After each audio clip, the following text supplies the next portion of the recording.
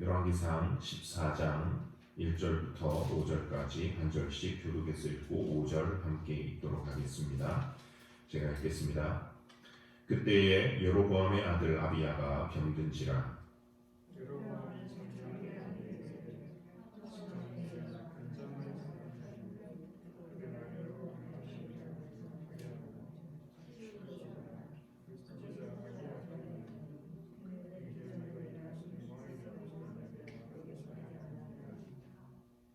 그대의 손에 떡 10개와 과자와 꿀 한 병을 가지고 그에게로 가라.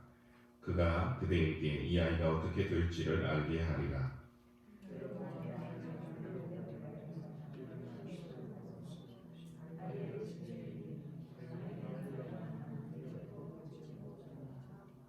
함께 읽습니다. 여호와께서 아히야에게 이르시되 여로보암의 아내가 자기 아들이 병들었으므로 내게 물으러 오나니 너는 이러이러하게 대답하라. 그가 들어올 때에 다른 사람인 채 함이니라. 아멘. 네, 반갑습니다. 저희가 지난주에는 여로보암에게 하나님의 말씀을 전하고 돌아가던 그 하나님의 사람, 이름 없는 하나님의 사람에 대해서 한번 생각을 해봤습니다. 그러면서 하나님의 사람이 구약 성경의 위대한 선지자 그리고 리더 이런 사람도 있지만 자기가 드러나지 않고 아무런 흔적이 남지 않아도 하나님이 원하시는 그 부름 앞에 순종할 수 있는 사람이 또 하나님의 사람이다 말씀을 드렸고요. 또 그의 죽음까지도 하나님은 이용하셔서 말씀하고 계신다. 계속해서 말씀하시는 하나님. 그래서 여로보암이 듣고 보고 깨달았어야 했었다. 이렇게 말씀을 드렸습니다. 오늘 계속 이어서 여로보암의 이야기입니다. 그 하나님의 사람이 다녀가고 나서 오늘 성경이 말하고 있는 것은 이 여로보암의 아들이 아팠습니다. 그래서 자신의 아내를 유다에 있는 선지자에게 보내서 어떻게 될지 물으려고 했다가 오히려 하나님의 심판을 이렇게 심판 선고를 당하는 그런 모습을 그려주고 있습니다. 오늘 이 말씀을 통해서 먼저 제가 여러분들하고 나누고 싶은 것은 먼저 확인해 볼 수 있는 것이 우리는 하나님의 눈을 절대 속일 수 없다라고 하는 것입니다. 2절 3절 말씀 다시 한번 보시겠습니다. 여로보암이 자기 아내에게 이르되 청하건대 일어나 변장하여 사람들이 그대가 여로보암의 아내임을 알지 못하게 하고 실로로 가라. 거기 선지자 아히야가 있나니 그는 이전에 내가 이 백성의 왕이 될 것을 내게 말한 사람이니라. 그대의 손에 떡 10개와 과자와 꿀 한 병을 가지고 그에게로 가라. 그가 그대에게 이 아이가 어떻게 될지를 알게 하리라. 이 여로보암도 참 급했나 봅니다. 북왕국 이스라엘 자기 백성들은 유대 땅으로 내려가지 못하게 하고 또 그곳에서 하나님 앞에 예배도 드리지 못하게 이렇게 막아놓고서는 자기 아들은 이제 아파가지고 죽게 됐으니까 자기 부인을 유대 땅으로 보내가지고 예전에 자기가 왕이 될 것을 말했던 그 선지자 아히야를 찾아가라고 합니다. 도움을 구하라고 하는 거죠. 그런데 이 아히야에게 보내면서 그냥 보낸 것이 아니라 사람들이 알아보지 못하게 변장을 하라고 합니다. 사람들이 당신이 여로보암의 아내인 것을 알지 못하도록 변장을 하고 가라. 왜 알아보지 못하게 변장을 시켰을까요? 다른 말로 하면 누가 알아보지 못하도록. 우선 생각해 볼 수 있는 사람은 북왕국 이스라엘 사람들입니다. 왜냐하면 자기는 성소를 거기다 지어놓고 못 내려가게 했는데 여로보암 자기 자신은 아니 자기 부인은 뭐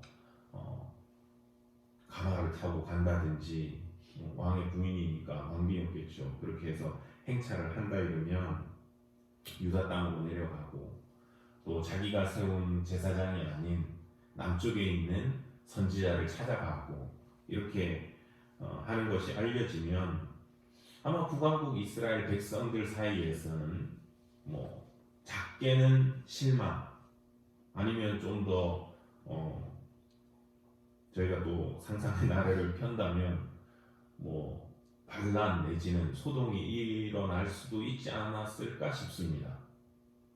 우리는 한테는 못 내려가게 하면서 아이고 자기는 급하니까 유대 선지자 찾아가네. 뭐 우리도 내려가지 뭐.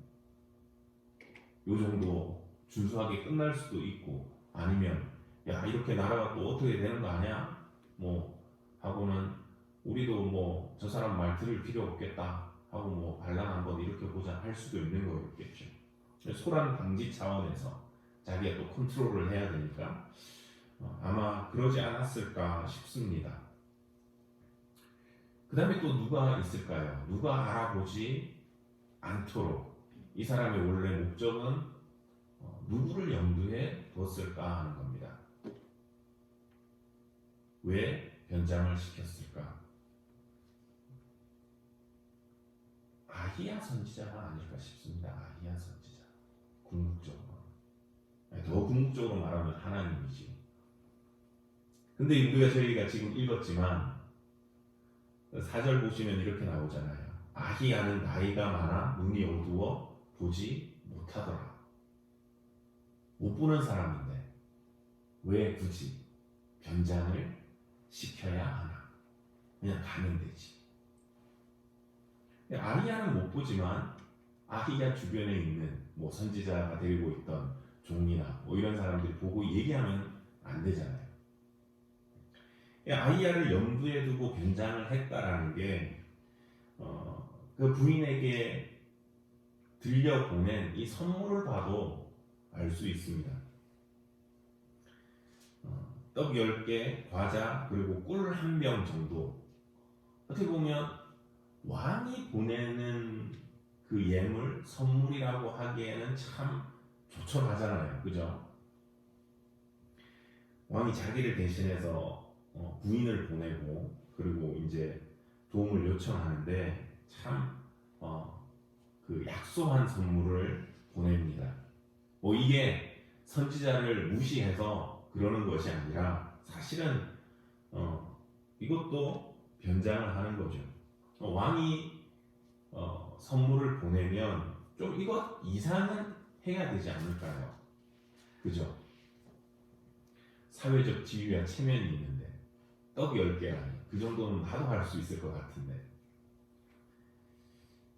다윗이 우리야를 전장에서 불러다가 자기 너 집으로 가서 좀 자라 이러고 했을 때 다윗이 보낸 음식도 성경에서 뭐라고 칭했냐면 왕의 음식물이 따라갔다 라고 표현할 정도로 왕이 보내는 거는 어느 정도 그래도 급이 있었을 것 같습니다. 또 열왕기하 5장을 보시면 나아만이 그 문둥병 때문에 이스라엘에 와가지고 나 좀 고쳐주시오 했을 때 이렇게 기록이 되어져 있습니다. 아람 왕이 이르되 갈지어다 이제 내가 이스라엘 왕에게 그를 보내리라 하더라. 나아만이 곧 떠날새 은 10달란트와 금 6,000개와 의복 10벌을 가지고 가서 왕이 아니라 장군이 이렇게 선지자 만나러 가는데도 준비한 것이 은 10달란트, 금 6,000개, 또 의복 10벌 이렇게 됐습니다. 어마어마하게 사실은 뭐 자기의 지위나 위치를 고려해서 보내려면 어마어마하게 보내야 되는데 뭐 아람 왕 또 이 나아만 장군만큼은 안 되더라도 또 다윗 왕이 보낸 그런 뭐 음식만큼은 안 되더라도 어떻게 보면 왕으로서 면이 설 만큼 체면치레 할 만큼 정도는 사실은 보냈어야 될 텐데 왜 이렇게 낙소하게 조촐하게 그냥 떡 조각 10개 꿀 하나 과자 정도 이렇게 보냈을까? 옷도 평이하게 입히고 자기가 누구인지를 모르도록 음식이나 예물을 크게 준비해서 보내면 아이야가 보고는 당신 누구요? 할 수 있잖아요. 아니면 옆에서 돕는 종이 물어보고 아이야에게 알려줄 수 있는 것이죠. 만약에 그렇게 해서 음식마저도 아주 예물마저도 크게 해서 옷뿐만이 아니라 옷은 그렇게 해서 속인다 하더라도 예물을 거하게 해서 사람들이 놀라고 그래서 물어봤다면 아히야의 반응이 어땠을까요? 그러니까 선지자 아히야가 결국은 의복은 그렇지만 음식물을 통해서 당신 누구요 하고 알게 됐다면 이때 아히야의 반응, 여로보암의 부인에 대한 반응이 어땠을까요?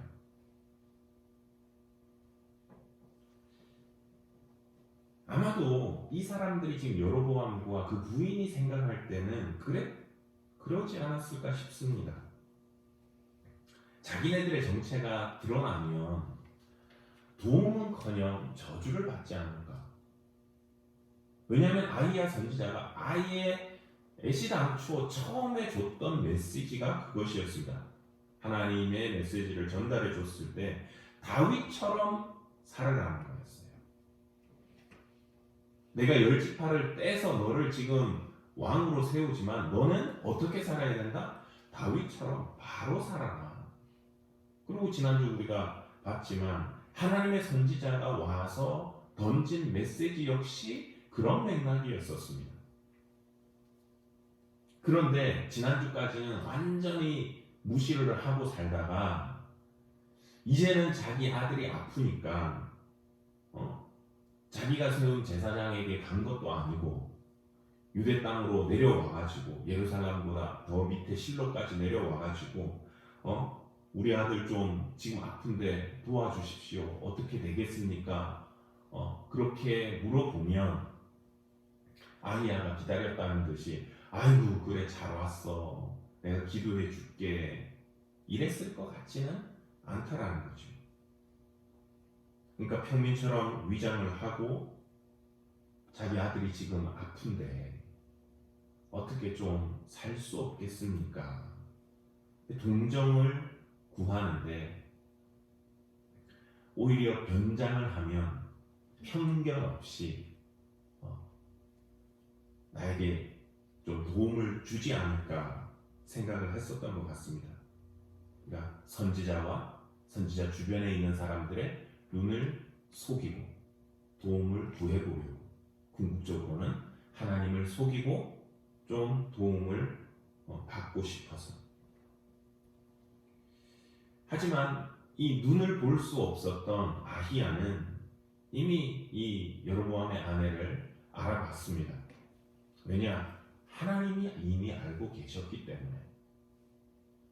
하나님을 통해서 이 아히야 선지자는 알았고 그가 올 것을 알았고 또 어떻게 말해야 될 것을 하나님으로부터 받았습니다. 그것이 5절 6절입니다.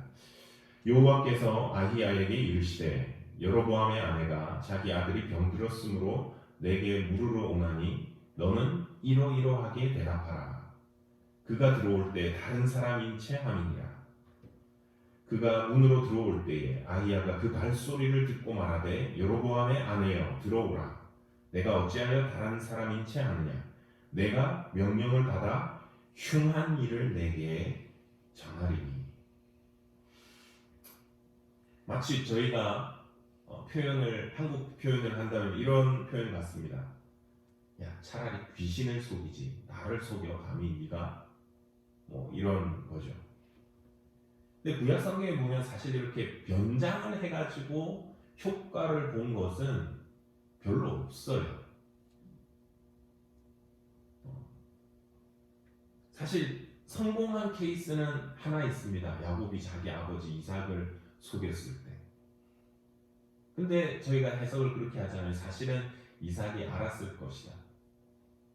음성은 야곱의 음성인데 손은 에서의 손이네. 이렇게 속아 넘어가 준 거죠. 실패한 것들은 경우들이 다 그렇습니다. 사울이 변장을 하고 정치는 여인에게 갔을 때 결국은 그의 정체가 발각이 되어졌었습니다. 또 이후에 나오는 얘기지만 아합 왕이 전쟁을 나갈 때 유다 여호사밧 왕하고 힘을 합쳐서 전쟁을 하러 나갔습니다. 그리고 자기 죽을지 모르니까 꾀를 낸 게 뭐냐면 자기는 변장을 하고 여호사밧 왕에게는 당신은 왕복을 입으소서 하고 전쟁에 나갑니다.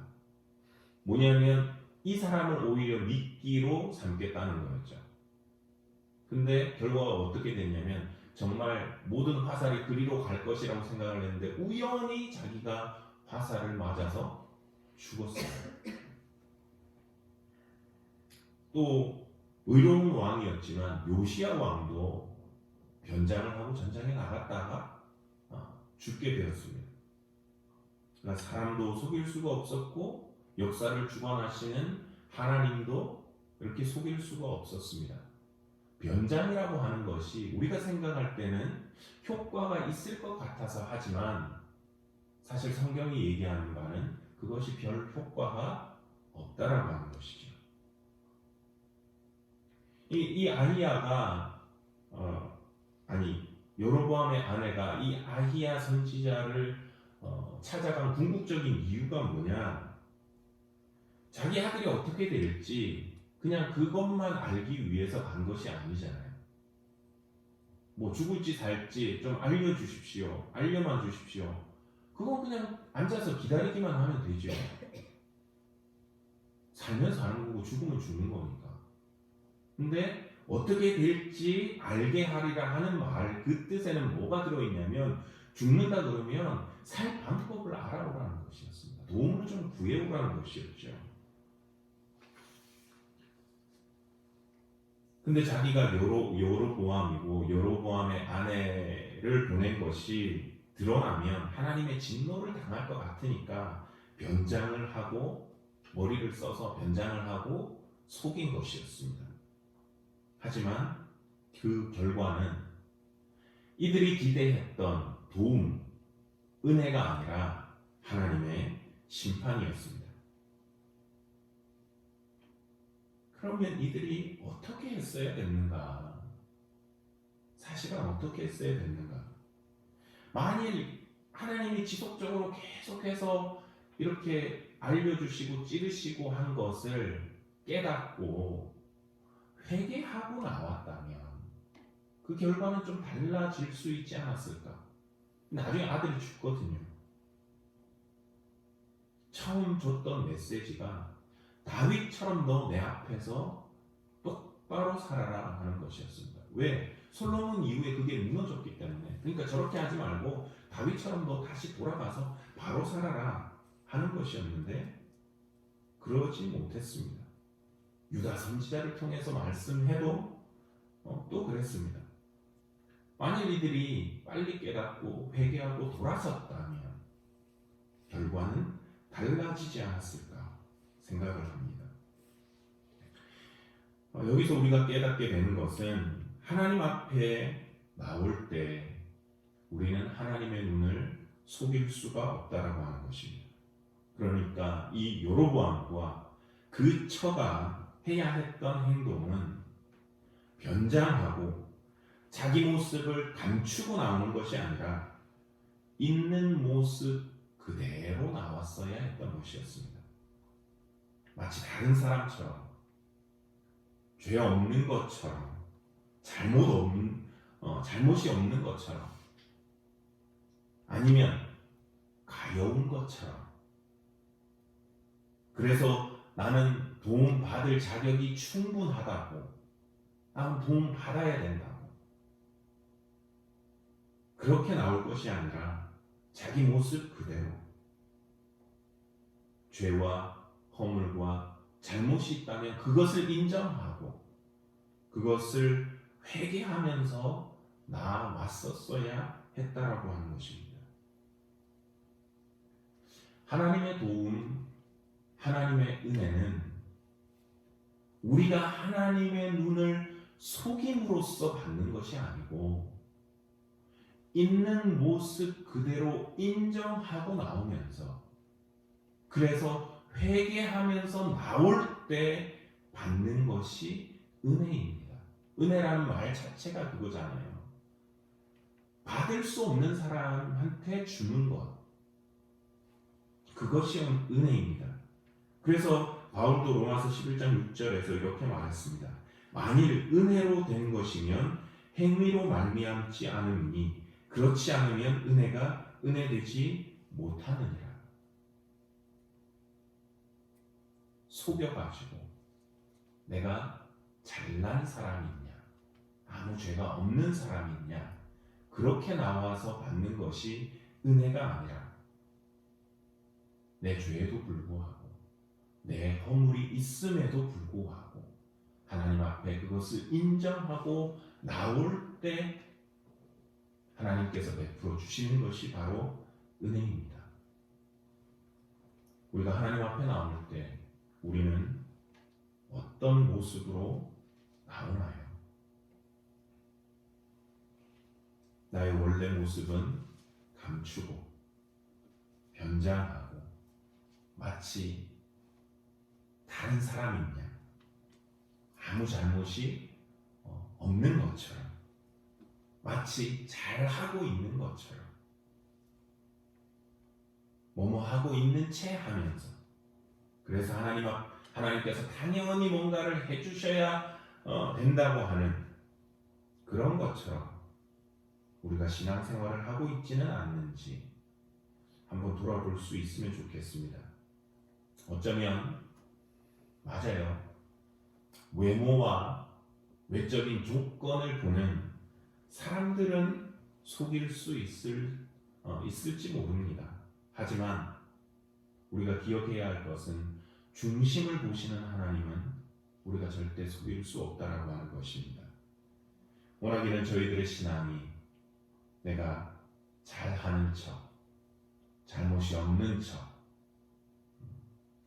잘난 척하며 사람들과 심지어는 하나님의 눈마저도 속이려고 하는 그런 모습이 아니라 있는 모습 그대로, 부족한 모습 그대로 인정하며, 그래서 회개하며 하나님의 은혜를 받아 누리고 바르게 살아갈 수 있는 저와 여러분들의 신앙이 되기를 소원합니다. 오늘 또 한 가지 말씀을 통해서 생각해 볼 것은 영향력에 대한 것입니다. 이 여로보암의 기대와 다르게 비록 자기가 부인을 변장을 시키고 사람들의 눈을 속이고 또 아이야도 속여서 속이에 목적했던 바 좀 도움을 얻어보려고 했지만 그렇게 되지 못했습니다. 이 아이야 선지자는 하나님이 말씀하신 흉한 예언, 그러니까 심판을 선고했습니다. 쭉 뒤에 길게 이어져 나오는데 조금만 읽어보면 10절부터 12절만 보겠습니다.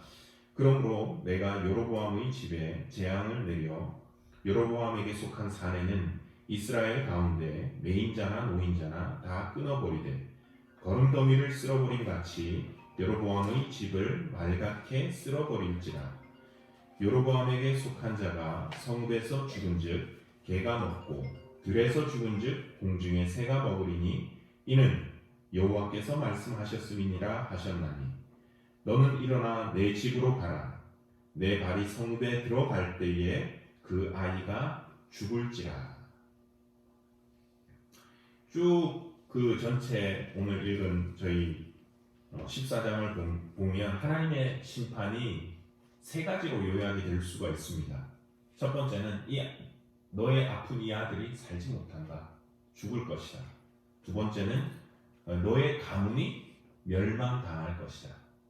그리고 세 번째는 네 가문만 멸망당하는 것이 아니라 네 나라가 망할 것이다.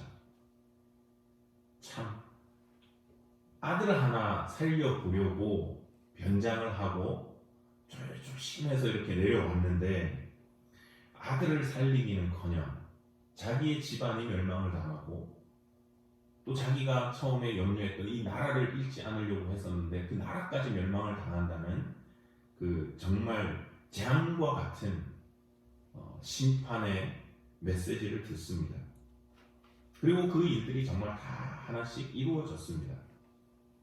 여로보암 부인이 그 메시지를 듣고 자기의 집으로 돌아갔을 때, 그 집에 도착했을 때 그 아들이 죽었다고 성경은 말하고 있습니다. 아마도 이 아들은 아주 어린아이는 아니었던 것 같습니다. 하나님을 향한 선한 뜻을 가지고 있었다고 13절 보시면 나오는데, 그러니까 하나님이 인정하실 정도로 그 뜻을 바르게 이렇게 자기가 품을 수 있는 사리 분별을 하는 나이 정도가 되었었다는 거죠. 어느 정도 장성해서 그 뜻을, 바른 뜻을 이렇게 품고 있는 사람이었었고, 또 예상해 볼 수 있는 것은 그가 바른 사람이어서 백성들도 어느 정도 기대하는 왕의 후계자가 아니었겠나, 이런 생각을 합니다. 그래서 아비야가 죽었을 때 온 백성들이 그의 죽음을 슬퍼했다라고 이렇게 기록을 하고 있습니다. 이 살리고 싶었던 아들, 자기의 뒤를 이어줄 이 아들이 허망하게 가버리면 그래도 좀 충격을 받고 바로 서야 되는데, 이 여로보암은 또 그러지 못했습니다. 여로보암도 여전히 하나님 앞에 돌아오지 못하다가 죽었습니다. 근데 그는 자기 나라가 잘 있으리라고 생각을 했습니다. 왜냐하면 비록 아비야라고 하는 아들이 죽었지만 또 다른 아들이 있으니까 그 아들에게 왕위 계승을 해주면 되는 거였거든요. 그 아들이 누구였나? 20절 보시면 이제 나답이라고 하는 아들에게 왕위를 물려줬습니다. 그런데 그 이후에 무슨 일이 일어났는가? 15장을 보시면 28절 이후에 그 전부터지만 이렇게 기록이 되어져 있습니다. 유다의 아사 왕 셋째 해에 바아사가 나답을 죽이고 대신하여 왕이 되고, 왕이 될 때에 여로보암의 온 집을 쳐서 생명 있는 자를 한 사람도 남기지 아니하고 다 멸하였는데, 여호와께서 그의 종 실로 사람 아히야를 통하여 하신 말씀과 같이 되었으니. 여로보암의 집을 쳐서 생명 있는 사람을 한 사람도 남기지 않고 다 멸했습니다.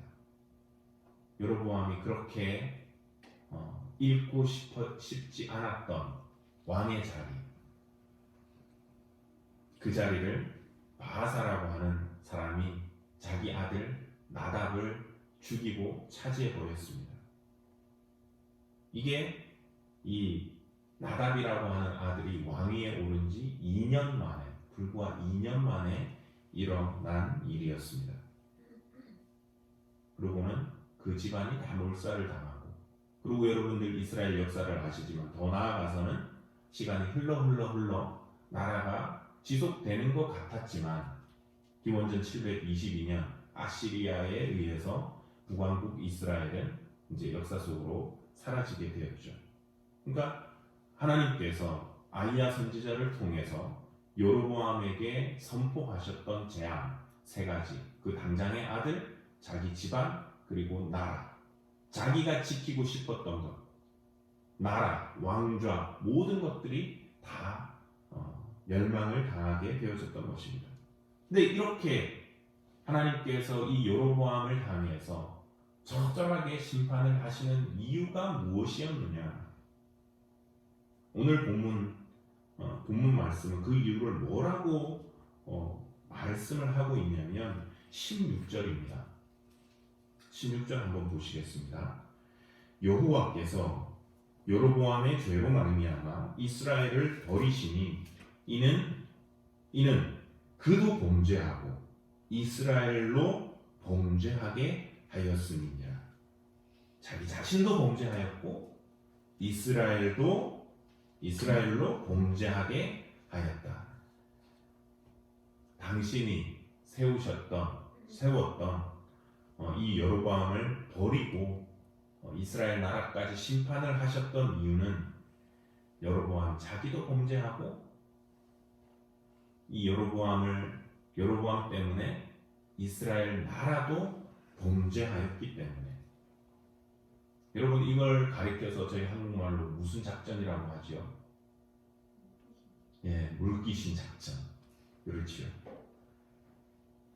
자기만 죽든지 심판을 당하려면 자기만 심판을 당하고 망하려면 자기만 망하든지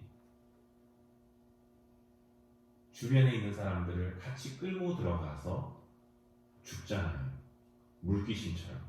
하나님께서 가슴 아파하셨던 게 이거였던 거예요.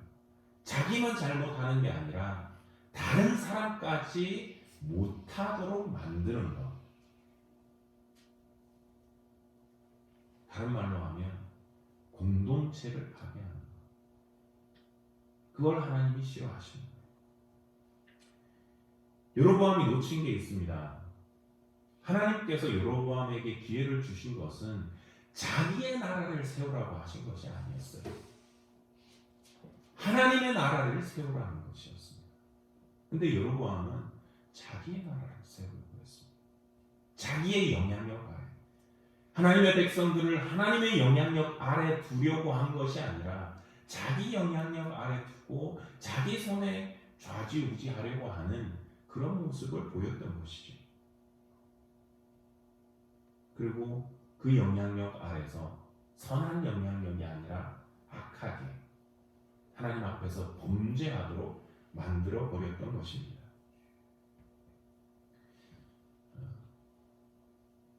저희가 지금 코로나로 인해서 교회 모이는 것도 쉽지 않고 좀 사역이 힘든 시기를 보내고 있지요. 이제사 얘기를 고백을 하자면 저도 좀 힘들었습니다. 여러분들도 다 어려우시고 그러시겠지만 청년 하나 때는 사실 굉장히 마음이 아팠습니다. 많이 아팠고 많이 울었습니다. 저희가 이제 온라인으로 예배 드리다가 이제 다시 대면 예배로 전환을 하고 청년들을 모으는데, 청년들이 그렇잖아요. 지금 와 있는 친구들이 사실 이 교회를 내 교회라고 생각하지 않습니다. 왜?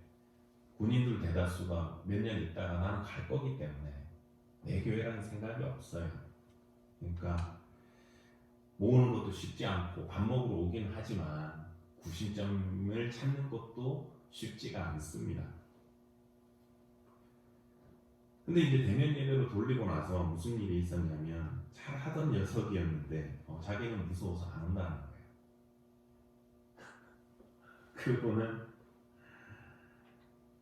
이 녀석이 안 오니까 다른 녀석도 안 와요.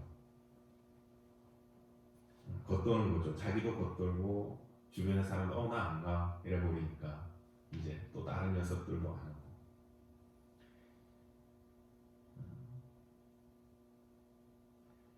예전에도 알고 보니까 또 그런 거예요. 예전에도 우리 앞에서는 잘하는 척, 목사님 이거 이렇습니다 저렇습니다 했는데, 알고 보니까 그랬어요. 사람들 모아다가 지네들끼리 모임을 만들고 그냥 술 마시러 가고. 그러니까 그 친구가 영향력을 미쳤던 아이들은 지금 저희하고의 커넥션이 다 끊겨버렸어요. 그 친구가 이 영상을 보게 될런지는 안 볼 것 같은데, 본다면 제가 그 친구를 미워해서 하는 소리는 아닙니다. 와이프한테는 목사님 저 많이 미워하시죠? 이렇게 하고 떠났다 이러던데, 정말 미웠어요. 솔직히 믿기도 했는데 하나님이 미워할 건 아니다 마음을 주셔서. 근데 속은 상하더라고요. 왜냐하면 교회를 통해서 복음을 전하고 또 하나님의 사랑을 전할 것을 얘가 중간에서 다 차단시켜버렸어요. 그래서 그게 마음이 너무 아팠습니다. 선한 영향력을 줄 수 있는 위치에 있었는데 오히려 이 아이가 우리가 모임하는데 야 우리 가자 그러고 애 끌고 나가버리고 그런 모습이었어요. 마지막에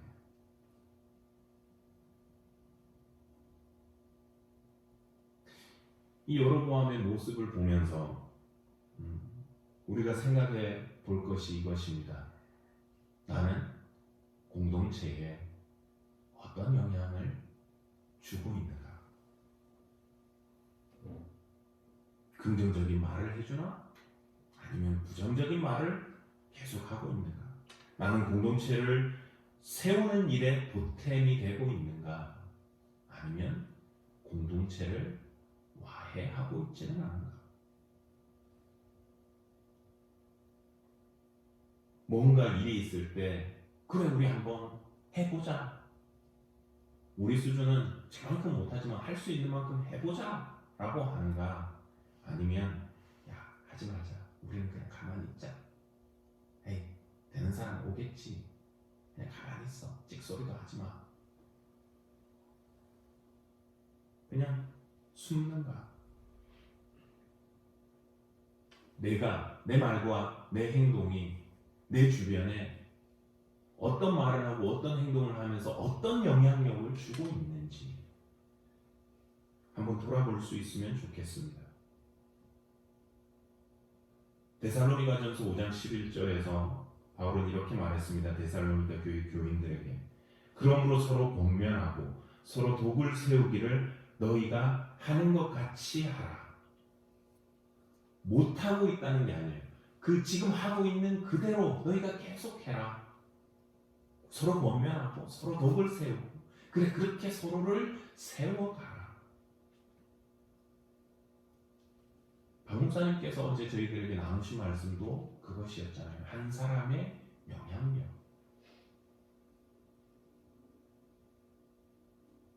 워낙에는 저희들의 삶이 비록 저희가 지금 코로나라고 하는 참 어려운 시기를 지나고 있지만 하나님을 믿고 또 섬기고 사는 이 신앙생활에서 서로를 향해서 디스커리지 하는 게 아니라 세워줄 수 있는, 인커리지하고 세워줄 수 있는 그런 저희들의 삶, 그렇게 세워나갈 수 있는 이 공동체를 하나님이 기뻐하시고 또 좋아하시는 공동체로 저희가 아름답게 세워나갈 수 있는 저희들의 삶이 되기를 소원합니다. 기도하겠습니다. 하나님 아버지 은혜를 감사합니다. 오늘도 저희들 이렇게 모여서 예배하고 기도할 수 있도록 저희들을 이곳으로 이끌어 주심을 감사합니다. 오늘 또 여로보암이 부인을 연장을 시켜서 유대 땅으로 보낸 그 모습을 통해서 우리가 말씀을 묵상했습니다. 하나님 저희가 하나님 앞에 나갈 때 우리의 모습을 감추고 하나님을 눈속임하면서 나갈 수 없음을 깨닫게 하여 주시고 있는 모습 그대로 또 회개함으로 하나님 앞에 나아가서 회개하는 자에게 베풀어 주시는 하나님의 은혜를 저희가 맛볼 수 있도록 축복하여 주시옵소서. 또 우리의 말과 행동이 다른 사람들, 내 주변에 있는 사람들, 또 내가 속한 목장, 공동체, 이 교회에 어떤 영향력을 주고 있는지 돌아볼 수 있기를 원합니다. 하나님, 공동체를 세우는 말을 하고 있는지 아니면 공동체가 나가려고 하는 것을 방해하고 있지는 않는지 돌아보고 혹 우리가 그런 부분이 있다면 돌이켜서 정말 하나님을 기쁘시게 하고 하나님의 이 공동체를 바로 세우도록 하나님 백성들을 디스커리지 하는 것이 아니라 인커리지하며 아름답게 세워갈 수 있는 저희의 신앙과 삶이 되도록 축복하여 주시옵기를 원하고 남은 일주일간의 삶 가운데서도 하나님의 저희들을 지키시고 보호하시는 그 손길을 날마다 체험할 수 있기를 원하옵고 이 모든 말씀 우리를 사랑하시는 우리 구주 예수 그리스도의 이름으로 기도드리옵나이다. 아멘.